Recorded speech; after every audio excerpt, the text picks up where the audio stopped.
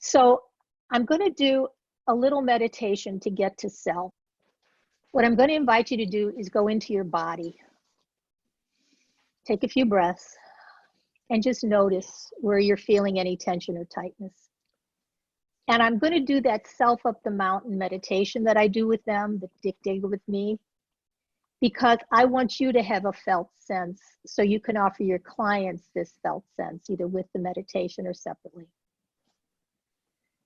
So for this exercise, if you could think of something or someone, think of someone that you've got a conflict with. Just pick anybody. And notice when you think about having a conflict with that person, what happens to your body. Notice you might be tight in your chest, in your throat, behind your shoulders, in your head. Just notice. And when I'm talking to an individual or a couple, and I've gone over myself in parts, and I've hit them with a lot of information, a lot to think about, brought up all the issues that are dividing them, guess what's happening in their body?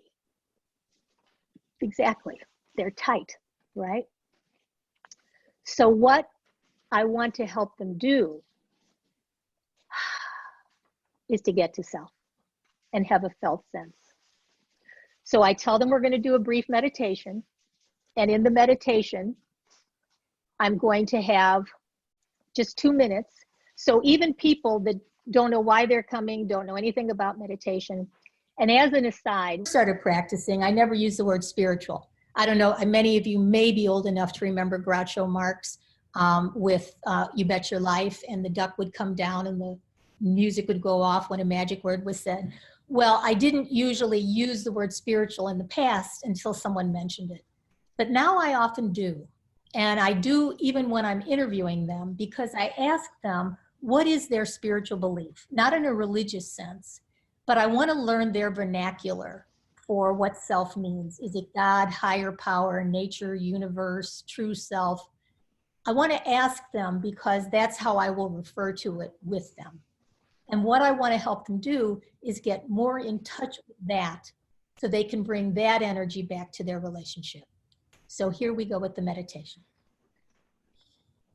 Okay, so I'm going to talk to you as if I talk to them. So now that I've got all your parts reactive, and you notice what's happening in your body, I want you to take a couple belly breaths. So inhale, so your belly expands.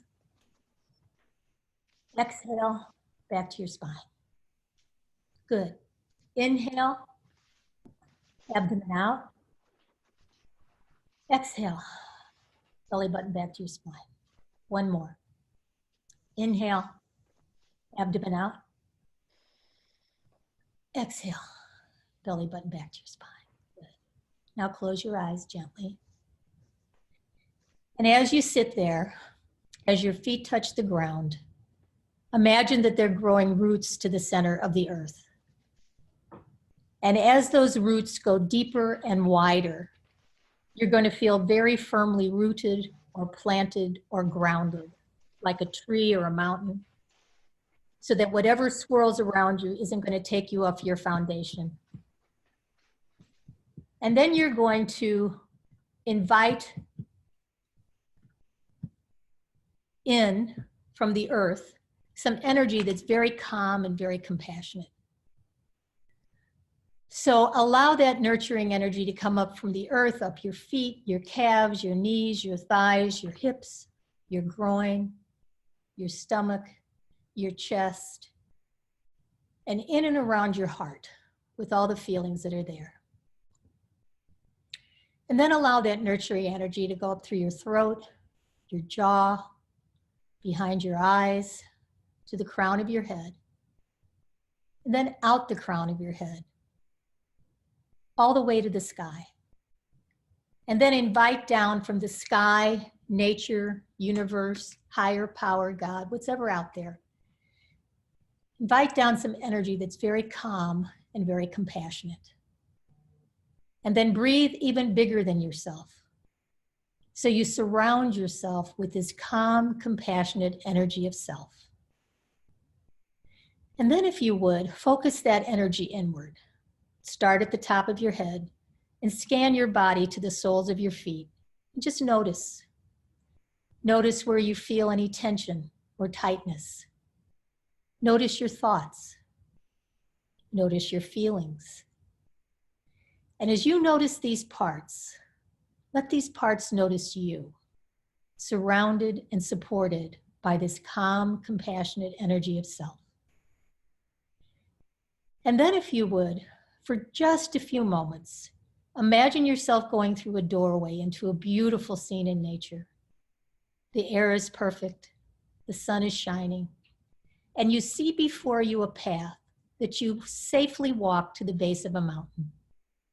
And what you're going to do for just a few moments is to separate from your parts and go up in self as high up the mountain as you want. So ask any part that's not sure what to do next if they'll separate. Ask any part that's holding resentments or blame or judgment if they'll separate. Ask the part that's being self-critical of yourself if it'll separate. Ask the parts that are feeling scared or worried or anxious if they'll separate. Ask any part that feels sad or hurt or neglected to separate. Ask any part that is in peace to separate for just a few moments while you go up in self as high up the mountain as you want.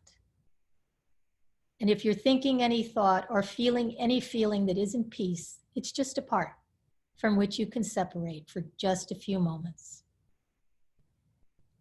And wherever you decide to stop on the mountain, anywhere along the way or at the top, just rest and look at the view from up here.